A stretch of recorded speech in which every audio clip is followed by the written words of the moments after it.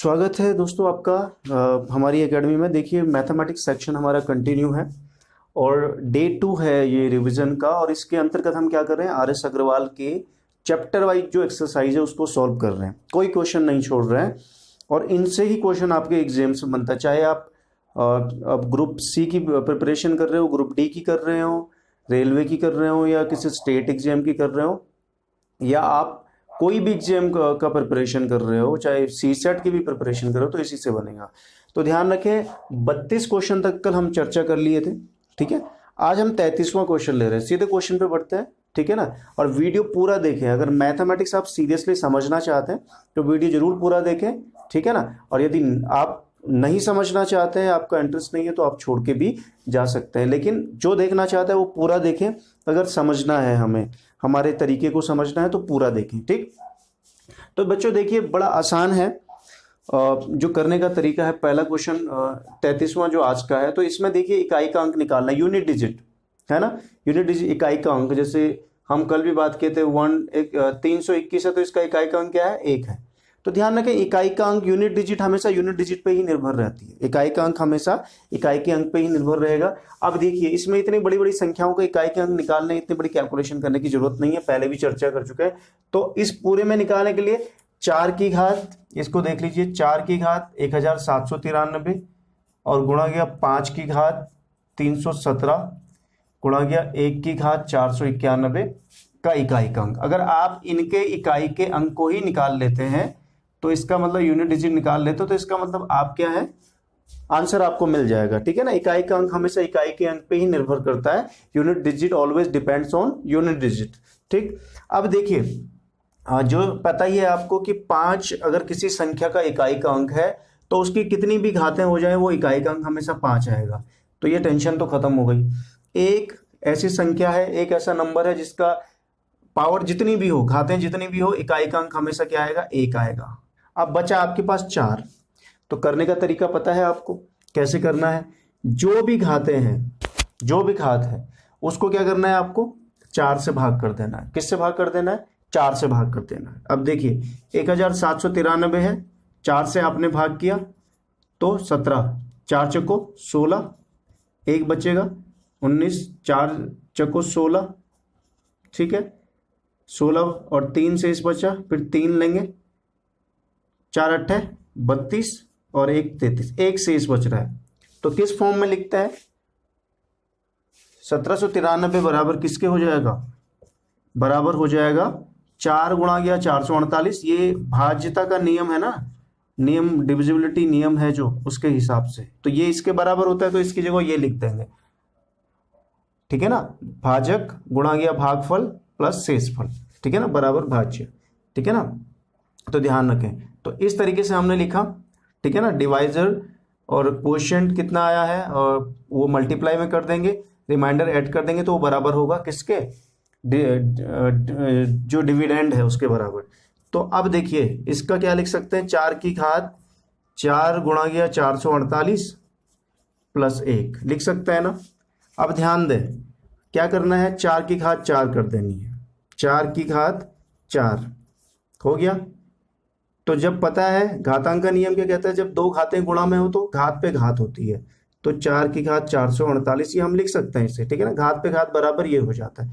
अब घातांक का नियम क्या कहता है, जो पावर के नियम है वो क्या कहते हैं, इंडिसेस का, वो ये कहता है कि अगर प्लस है बीच में, जोड़ है, तो घातें क्या होगी, आधार समान होंगे और घातें जुड़ेगी तब, ठीक है ना। इसका मतलब ये है। अब देखिए 4 की घात 4 का हमेशा इकाई का अंक 6 आएगा, आपको इकाई के अंक पे ही निर्भर रहना है, तो ये 6 आएगा। अब ये आपको निकालने की जरूरत नहीं, 6 की घात 448, 6 की जितनी भी घात हो इकाई का अंक हमेशा 6 आएगा, ठीक है ना। ध्यान रखें, गुणा गया 4 एकम 4, तो 6 को 24 आया, इकाई का अंक 4, ठीक है ना। कितना है, इकाई का अंक 4। इसका इकाई का अंक 4 आया, इसका इकाई का अंक 5 आया, इसका इकाई का अंक 1 आया। कितना हुआ, 4 पंजे 20, एकम 20, इकाई का अंक कितना आया, 0, ठीक। इस तरीके से करना है, बड़ा सिंपल क्वेश्चन है। अगला क्वेश्चन आपके लिए है, देखिए बड़ा सिंपल है। 3 की घात 61, 6 की घात 43, 7 टू द पावर 82 का इकाई अंक आप निकाल के कमेंट बॉक्स में कीजिएगा। आप प्रैक्टिस जरूर करें इनकी। अगला जो सवाल है वो भी इसी टाइप का है। इसमें क्या है कि इसका इकाई अंक निकालना है, ठीक है ना। तो क्या करेंगे, पहले 7 की घात इसका इकाई अंक निकाल लेंगे, प्लस फिर 1 का तो वही होगा, और 7 की घात फिर 9 का इकाई अंक, तो यहीं से आपका आ जाएगा। आप इसको अगर निकाल लेते हैं तो यहाँ भी वही आंसर आपका आएगा। तो एक ही बार आपको, तो फिर जो इसका इकाई अंक आया, जो इसका इकाई अंक आया, जोड़ देंगे, फिर इसमें घटा देंगे, तो जो उसका इकाई अंक आएगा वो आपका आंसर होगा, ठीक है ना। तो बड़ा सिंपल क्वेश्चन है, ठीक। अगला सवाल देखिए, अगले सवाल की तरफ बढ़ना है। अब देखिए इसमें स्थानीय मान की बात हो रही है। किसकी बात हो रही है? स्थानीय मान और जातीय मान। तो ध्यान, 2-3 चीजें ध्यान रखनी है। क्या होता है? स्थानीय मान होता है, ठीक है ना, ये प्रश्न भी पूछे जाते हैं।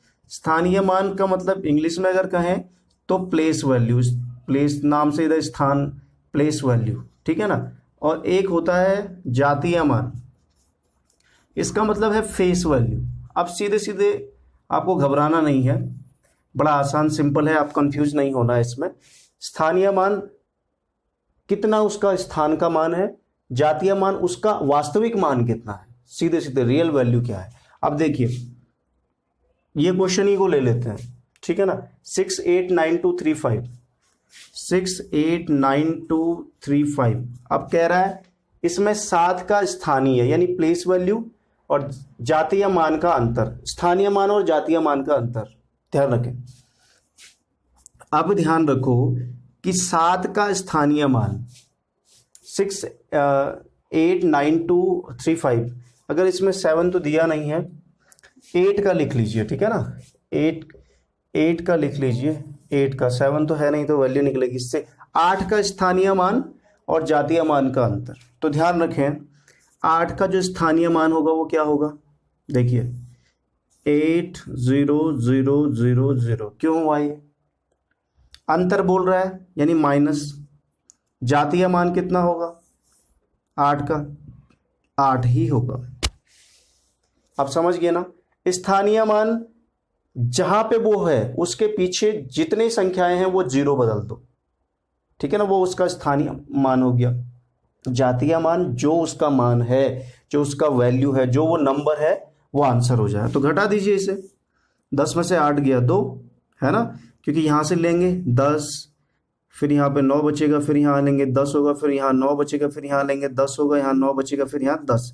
10 में से 8 गया 2, 9, 9, यहाँ 7 रहेगा लास्ट में, 9 और 7, तो कितना आया 79,992। समझ गए ना। स्थानीय का मान का मतलब अब समझ लीजिए, अगर ये कह रहा है 235 में 3 का स्थानीय मान, तो 3 का स्थानीय मान क्या होगा 30, क्यों? उसके पीछे उतना 0 लगा देना। और जातीय मान कितना होगा 3 का 3, बस सिंपल है, ठीक है ना। तो इस प्रकार से अगला सवाल आपको करना है, यही इसी टाइप में है। कह रहा है कि 689235, अब यही क्वेश्चन शायद चेंज नहीं हुआ। 689235 में 9 तथा 3 के स्थानीय मानों का अंतर। 9 का स्थानीय मान निकाल लीजिए, 3 का स्थानीय मान निकाल लीजिए, आप निकाल सकते हैं आराम से, ठीक है ना। समझ गया। अगला सवाल देखिएगा, देखिए अगला जो सवाल है वो देखिए, बड़ा थोड़ा एक थ्योरम बेस्ड सवाल है कि यदि a और b पूर्णांक है यानी इंटीजर है, if a and b integers, और जहां पे b equal greater than 0, b क्या है ग्रेटर देन 0, तो दो पूर्णांक q तथा r ऐसे होंगे कि, अब मैंने ऑप्शन नहीं लिखे इसमें। अब हमेशा आपको ध्यान रखना, इस प्रकार के प्रश्न जब भी पूछे जाए तो इसमें एक कंडीशन लगती है, a is equal to B Q plus R, ठीक है ना। a is equal to B Q plus R, ये कंडीशन बनती है जहां पे r की वैल्यू क्या होती है 0 के बराबर या उससे क्या होती है r की वैल्यू होती है 0 के बराबर या उससे बड़ी, ठीक है। तो ध्यान रखें, तो a is equal to B Q plus R, ये हमेशा ध्यान रखना। क्वेश्चन कभी इस प्रकार से बन जाए और सॉल्व कैसे करना, तो ये फॉर्मूला भी ध्यान रखें, ठीक है ना। समझ गए। ये 9th में एक चैप्टर है उस पर बेस्ड है, तो आपको ये याद रखना है a is equal to B Q plus R, जब a और b पूर्णांक है और b का मान a सब 0 से बड़ा यानी पॉजिटिव है, और दो पूर्णांक, दो इंटीजर q और r क्या है ऐसे हैं, तो क्या होगा तो a is equal to B Q plus R, ऐसी कंडीशन बनेगी। ठीक है ना। अब देखिए अगला सवाल देखिए, अब सवाल को समझते रहिए, जहां पे दिक्कत होती है आपको अगले चैप्टर में, आपको अगले सेशन में बता दिया जाएगा। कमेंट करना बेझिझक कमेंट करें, भूलें नहीं। अगला सवाल देखिए, अगला सवाल दिया हुआ है अभाज्य, सबसे छोटी अभाज्य संख्या। देखिए अभाज्य संख्या का मतलब क्या होता है? अभाज्य संख्या का मतलब होता है, क्या होता है अभाज्य संख्या का मतलब? Prime number. ठीक है ना। प्राइम नंबर का मतलब क्या होता है? अभाज्य संख्या। अब अभाज्य संख्या वो संख्या होती है जो या तो खुद से डिवाइड होती है, खुद से भाग होती है, ठीक है ना, और या एक से भाग होती है, वो उसके अलावा किसी से भाग नहीं होती। ठीक है ना, सीधे सीधे। तो ये वो संख्याएं हैं 2, 3, 5, 7, 11, ये ऐसे ही खुद से होंगे। अब 2 के बीच बाद 3 के बाद 4 क्यों नहीं लिखा? क्योंकि 4 2 से भी भाग हो रहा है, ये सिर्फ खुद से होंगी। ठीक है ना। 5 के बाद 6 इसलिए नहीं लिखा, ये 2 से भी भाग होगा, 3 से भी भाग होगा। 7 के बाद 8, 9 इसलिए नहीं लिखा, ये 2 से भी होगा, 4 से भी होगा, 3 से भी होगा, है ना। तो वो संख्या है सबसे छोटी अभाज्य संख्या 2। ठीक। अगला सवाल आपके लिए है, इसी प्रकार की आपने संख्याएं खोजनी है। 70 से छोटी अभाज्य संख्याएं कितनी है? तो अभाज्य संख्या सबसे छोटी 2 है, तो 2 से आप शुरू करते जाएंगे, इस प्रकार से चेक करते हुए जाएंगे। ठीक है ना। 2, 3, 5, 7, 11 के बाद 13, 13 के बाद 17, 17 के बाद 19, है ना, 19 के बाद 23, इस प्रकार से आप करते जाएंगे और 70 तक गिनना है कितना है। अब एक चीज और ध्यान रखें कि 1 से लेके 100 के बीच तो 25 अभाज्य संख्या है। कितनी है? 25 अभाज्य संख्या है, ध्यान रखें। ठीक है ना। जो प्राइम नंबर्स हैं वो कितने हैं? 25 हैं। ठीक, तो ये भी आपको ध्यान रखना है। ठीक है ना। अगले सवाल की तरफ बढ़ रहे हैं। देखिए अगला सवाल क्या कह रहा है कि यदि a और b 2 वास्तविक संख्या है, ठीक है ना, रियल नंबर है, और a b बराबर 0। अब देखिए a b बराबर 0 मैंने ऑप्शन नहीं लिखे हैं। a b बराबर 0 कब होगा? आपके सामने हमेशा मैथमेटिक्स में समझिए, दो संख्या ये गुणा में है, मल्टीप्लाई में है। इसका मतलब क्या है कि a मल्टीप्लाई b है ना। ये क्या है? a गुणा क्या b है, a b लिख सकते हैं इन्हें। ठीक है ना। अब इन दोनों की गुणा कब 0 होगी? या तो ये 0 होगा, क्योंकि 0 से किसी भी संख्या को गुणा कर दो उसका रिजल्ट हमेशा 0 आएगा, यानी या तो 0 इंटू बी होगा, ये भी 0 होता है। अगर ये नहीं है 0 तो हो सकता है b 0 हो, यानी a इंटू 0 होगा, तो ये भी 0 हो गया, तो भी प्रोडक्ट क्या आ रहा है? 0 आ रहा है। या दोनों 0 होंगे, है ना। 0 इंटू 0 है तो वो भी रिजल्ट क्या देगा? 0। तो मतलब या तो a 0 है, या तो b 0 है, या दोनों 0 है। तो उस केस में जो हमारा ये रिजल्ट आएगा a b बराबर 0। ये क्वेश्चन पूछे जाते हैं कभी कभी एग्जाम में, आए भी हुए हैं ये। ठीक है ना। तो इस प्रकार से करना है। अब जो अगला सवाल है वो भी आपको ही करना है जी। अब जब आप 50 और तथा 90 के बीच अभाज्य संख्याओं का योग निकालना है, ठीक है ना। जो प्राइम नंबर है 50 और 90 के बीच निकाल लीजिए, यानी वो संख्याएं 50 और 90 के बीच जो खुद से भाग होती हैं या एक से भाग होती हैं, बाकी किसी से भाग नहीं होती, है ना। तो 50 के बाद कर लीजिए, जैसे 53 हो गया 50 के बाद सीधे, क्योंकि 50 तो होता है 2 से जाता है भाग, 25 से जाता है ना। तो ये आपको करना है 90 तक, इनका योग निकालना है, सम, है ना, ऐड कर देना सबको। तो ये आप निकाल लीजिए।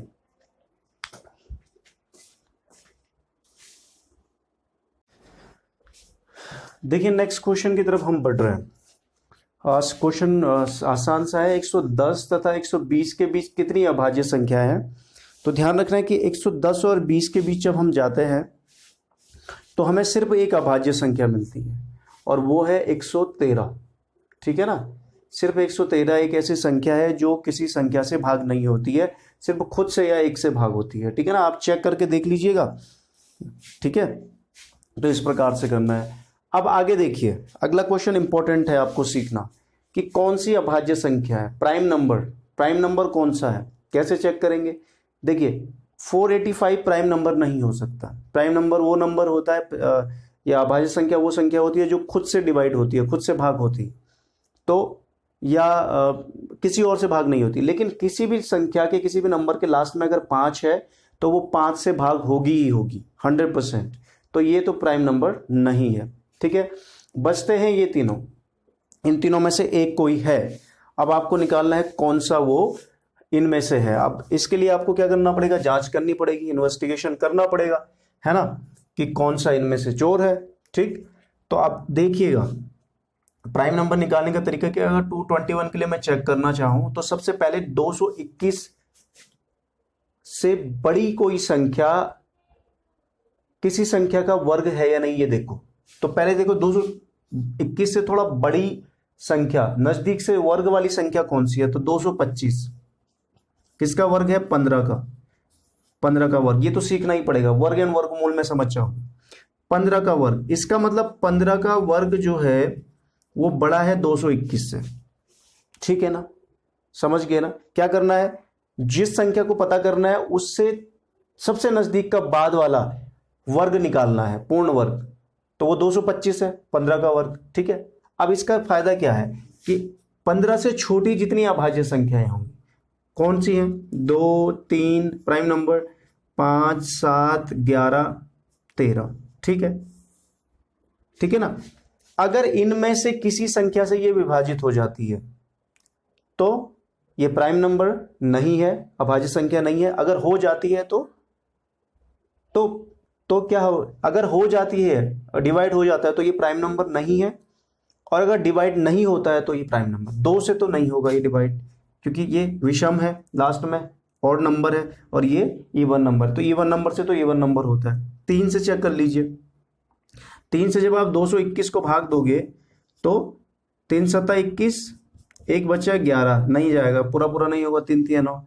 अब फिर 5 से तो जाएगा नहीं, क्योंकि 5 से सिर्फ जो संख्या के लास्ट में 0 या 5 होता है नंबर के लास्ट में, वही संख्या डिवाइड होती है। 7 से चेक कीजिए, ठीक है ना, 7 तिया 21 आया, एक रिमाइंडर होगा, एक और लेंगे तो नहीं जाएगा, 7 कम 7, 4 शेष बचेगा। 11 से चेक कीजिए, 11 दूना 22, नहीं जाएगा। 13 से चेक कीजिए, 13 एकम 13, 221, 13 एकम 13 हो जाएगा, 9 बचेगा, 13 सत्ता 91, भाग हो रही है, तो ये तो नहीं है प्राइम नंबर। ठीक, ये प्राइम नंबर नहीं है।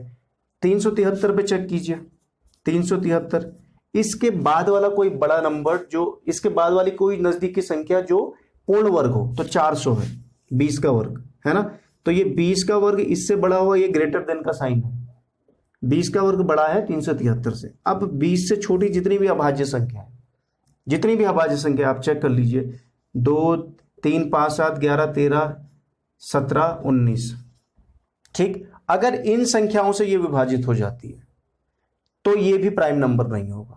ठीक है ना। अब सीधे उल्टे में चलते हैं, 19 से भाग कीजिए, ठीक है ना, 19 से भाग करोगे, 19 एकम 19, 18 बचा, ठीक है ना, तो कितना हुआ, 17 में से 9 गया 18, 19 से ये भाग नहीं हो रहा है, 17 से कीजिए, 17 दूना 34, फिर 3 बचेगा 33, नहीं जाएगा। 11 से कीजिए, 11 तिया 33, नहीं जाएगा। 7 से कीजिए, 7 पंजे 35, 23 बचेगा, नहीं जाएगा। 5 से तो जाएगा ही नहीं, 3 से भी नहीं जाएगा। इसका मतलब 373 इसमें से क्या है, अभाज्य संख्या। समझ गए ना, तरीका वही है। अगर नहीं होती तो फिर इस पे चेक करते, थोड़ा चेक करने का लंबा तरीका है, ये ध्यान रखना, लेकिन प्रैक्टिस करके फटाफट हो जाएगा। नहीं समझ आए तो फिर समझ लेंगे आगे। अगला क्वेश्चन देखिएगा, अगला सवाल क्या कहता है। अगला सवाल देखिए, प्राकृतिक संख्या है, नेचुरल नंबर है, और नेचुरल नंबर में हमने क्या करना है कि ये पता करना है कि ये कंडीशन फॉलो किस में होगी। ठीक है, अब देखिए सीधा सिंपल सा क्वेश्चन है, ये बड़ा सिंपल क्वेश्चन है। बस नेचुरल नंबर, ये प्राकृतिक संख्या n के लिए n³ - n सर्वदा किस बड़ी से बड़ी संख्या से विभाजित होगा। 3, 6, 12, 18 ऑप्शन है, तो ध्यान रखें n³ - n। ठीक, सर्वदा हमेशा किसी नंबर से मल्टीप्लाई होगा। एक रखो, n = 1 रखो, तो 1 का क्यूब -1 यानी 0, 1 - 1 = 0। ठीक है, 1 - 1 0 हो गया। ठीक है, अब उसके बाद क्या करना है, 2 का क्यूब -2 कर दो, n = 2 रख दो। 2 का क्यूब 8 हो गया, 2 को 2 से 3 बार गुणा कर दिया, 2 की घात 3 -2, तो ये 6 आया। ध्यान रखें 0 6। इसके बाद 3 रखो n बराबर, ज़्यादा चेक करने की ज़रूरत नहीं है। 3 का क्यूब -3, ठीक है, 3 3 9 3 27 में से 3 गया 24। अब ध्यान दो, इससे आगे जाने की जरूरत नहीं, 3 में ही चेक कर लो। 0 किसी भी संख्या से विभाजित हो जाता है। 6 से विभाजित होगा, 3 से विभाजित होगा, और बड़ी से बड़ी संख्या कह रहा है, बड़ी से बड़ी संख्या। अब ध्यान रखो, 6 तो 6 से विभाजित हो गई, 24 भी 6 से विभाजित होगा, और इसके बाद आप चेक करते रहोगे तो 6 से विभाजित होंगे ही होंगे, बड़ी से बड़ी संख्या, लेकिन सब होने चाहिए, तो वो 6 है, ठीक है ना। इस प्रकार से अगला सवाल देखिए। अगला सवाल भी कंपटीशन के लिए महत्वपूर्ण है। क्वेश्चन को पढ़िए, पहले समझिए, फिर संख्याएं, ये नंबर्स दिए हैं 1 2 3 4, उसके बाद 98 99 100 को परस्पर गुणा किया जाता है। गुणनफल के दाईं ओर अंत में शून्यों की संख्या कितनी होगी। सिंपल है, लॉजिकल, एक बात समझ लिया तो ध्यान रखें, गुणा मल्टीप्लाई हो रही है सबकी। अब ध्यान दें, 1 से 10 के बीच अगर हम गुणा करते हैं तो शून्य की संख्या होती है, कितनी होती है, 2। ये आपको ध्यान रखना है, और ये लगातार होती जाती है। ऐसे ही 11 से 20 तक मैं गुणा करूंगा तो 0 की संख्या कितनी होगी, 2। 21 से 30 तक मैं गुणा करूंगा संख्याओं को तो 0 आएंगे 2। इसी प्रकार ये चलते रहेंगे, ठीक है ना। 21 से 30 तक, और 31 से 40 तक, 41 से 50 तक, ठीक है ना, 51 से 60 तक, 61 से 70 तक, 71 से 80 तक, 81 से 90 तक, और 91 से 100 के बीच आते हैं 3, बाकी 2 ही होते हैं, 2 2 2 2 2। आप चेक करके देख लीजिए, आप पाएंगे कि जो 1 से लेके 100 तक सबको गुणा करने पे क्या रिजल्ट आता है, वो जो रिजल्ट आता है 21 जीरो पीछे से आएंगे, ठीक है ना।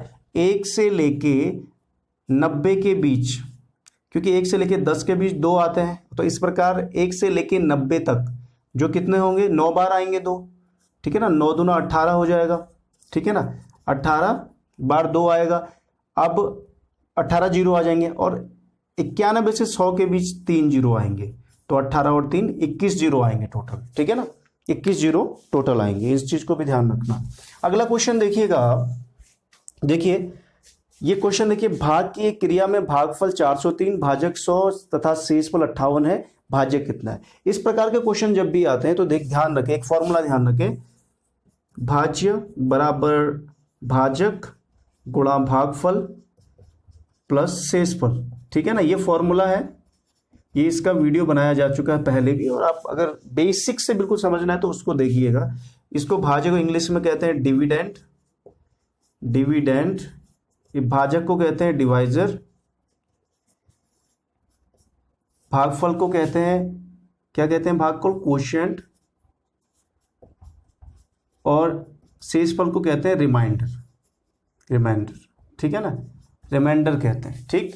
अब ध्यान दें, प्रश्न में क्या दिया है, भाग की क्रिया में भागफल कितना है, 403, भागफल 403, भाजक कितना है 100, और शेषफल कितना है 58 प्लस 58।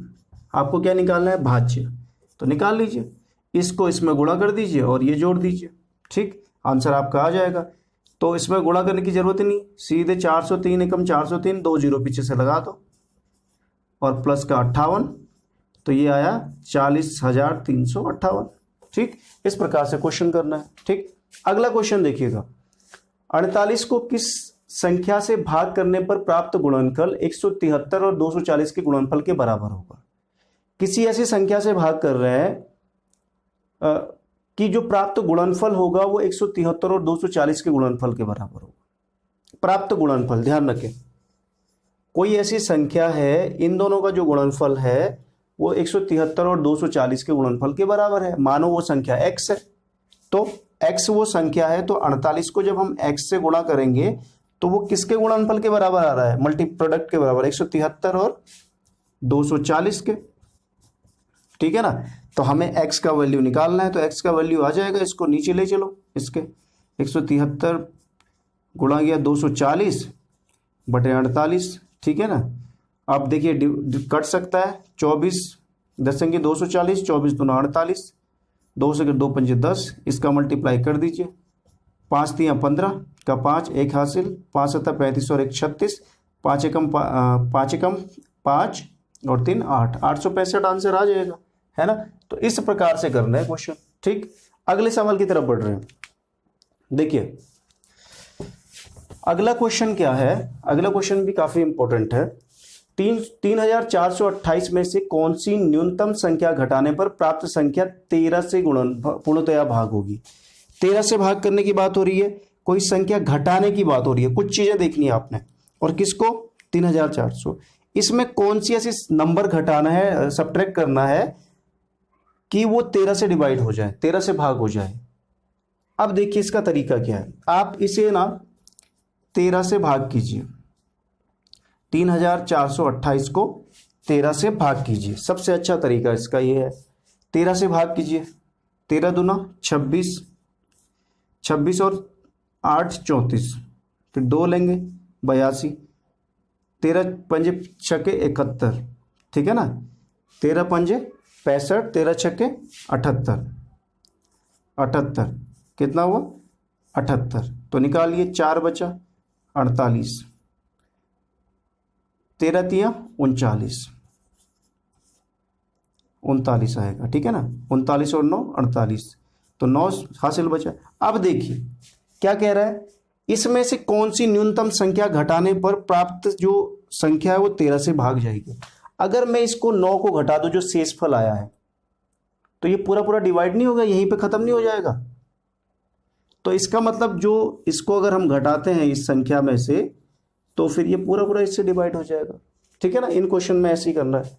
अगला क्वेश्चन देखिएगा, अगला मोस्ट इंपोर्टेंट क्वेश्चन है, एग्जाम में पूछा जाता है। देखिए किसी संख्या को 136 से भाग करने पर शेषफल 36 प्राप्त होता है, उसी संख्या को 17 से भाग करने पर शेषफल क्या होगा। ध्यान रखें 136 से कोई संख्या है, उसको भाग करने पर शेषफल 36 प्राप्त हो रहा है, तो यही वाला लगाइए। कोई संख्या है, मान लीजिए भाज्य है वो, है ना, तो भाज्य बराबर क्या होता है, भाजक। 136 से भाग कर रहे हैं तो वो भाजक 136 हो गया, ठीक है।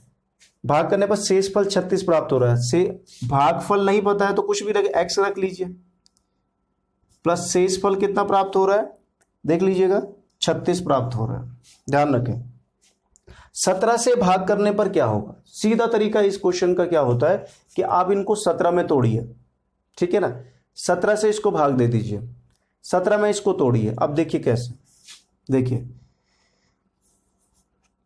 136 को जब 17 से भाग देंगे 136 को, तो ये कितना टाइम चले जाएगा, इसमें कितने टाइम जाएगा, ये जाएगा 17 8 है, 8 बार जाएगा, 17 गुणा गया 8 है ना, और 17 गुणा गया 8 आएगा, और इंटू एक्स है इसके साथ, प्लस इसको कैसे तोड़ोगे 17 में, देखिए इसे मैं लिख सकता हूं 34 प्लस 2 हो गया ना। 34 क्यों तोड़ा, क्योंकि 17 दूना 34 होता है। अब देखिए 17 गुणा गया 8 एक्स गुणा गया एक्स हो गया, इसे 17 गुणा गया 2 कर दो, हो गया, प्लस 2। अब देखिए इनमें 17 कॉमन है ना, तो 17 इनमें कॉमन अगर है तो अंदर क्या बच रहा है, 8x प्लस के 2, क्योंकि ये तो हमने बाहर ले लिया, 8x यहाँ बचा 2 यहाँ बचा, और प्लस के 2। नियम वही बन गया ना, भाजक गुणा भागफल, भाजक गुणा भागफल प्लस शेषफल, है ना, समझ गए ना। तो भाजक 17 है तो शेषफल कितना होगा 2। इन क्वेश्चन में ये ऐसे ही करना है, ठीक है ना। तो कैसा आपको ये सेशन लगा, आप कुछ और जानना चाहते हैं और कुछ और बेसिक्स जानना चाहते हैं तो इनके प्रीवियस वीडियो हम डिस्क्रिप्शन में आपको प्रोवाइड करवा देंगे। क्लास रेगुलर चलेगी, आप रेगुलर देखते रहें।